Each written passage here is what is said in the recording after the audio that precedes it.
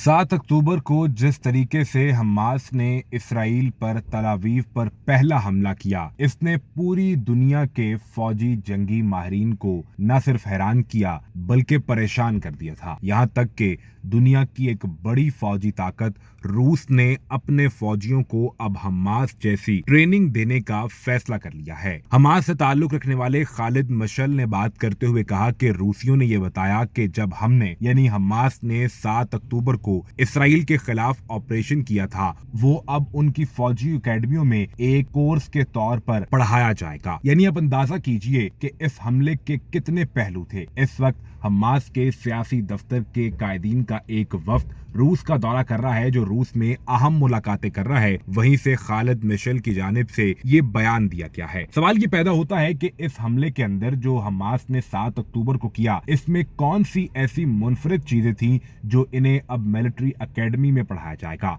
वाज़ेह रहे कि हमास ने जब हमला किया तो सबसे पहले इसराइल के डिफेंस सिस्टम आयरन डोम को नुकसान पहुंचाना या उसे नकारा बनाना बहुत जरूरी था, क्योंकि ये अपनी तरफ आते हुए किसी भी मिसाइल को हवा के अंदर तबाह करने की सलाहियत रखता है। हमास ने एक ही वक्त में 7000 रॉकेट फायर कर दिया, जिससे आयरन डोम को भी अंदाजा ना हो सका कि आखिर किस किस रॉकेट को एक ही वक्त में न्यूट्रल करना है। लिहाजा यहाँ सबसे पहले दिफाई निजाम आयरन डोम मुकम्मल तौर पर नाकारा हो चुका था। अब इसके बाद अगला कदम था कि हमास ने जिन टारगेट्स को हिट कर लिया है, कामयाबी के साथ उनके ऊपर जमीन के रास्ते पहुंचा जाए। जमीन के रास्ते पहुंचते तो सामने इसराइली फोर्सेस खड़ी होती, बॉर्डर को क्रॉस ना करने दिया जाता। लिहाजा हिफाजती दीवार को पार करने के लिए पैराशूट फाइटर्स की मदद ली गई, जो कि अपना असला लेकर पैराशूट के जरिए हवा के ऊपर से दीवार को क्रॉस करते हुए जमीन पर उतरे और उन जगहों पर उतराए जिसका इसराइली फोर्सेस ने अंदाजा तक नहीं किया था। यानी जहां डांस पार्टीज चल रही थी, वहां तक ये जंगजू पहुंच गए। ये वो स्ट्रेटेजी थी जिसने पहले ही रोज इसराइली फौजियों को मुकम्मल तौर पर ज़हनी तौर पर नाकारा बना दिया था और उनकी ये तक सोचने की सलाहियत खत्म हो गई थी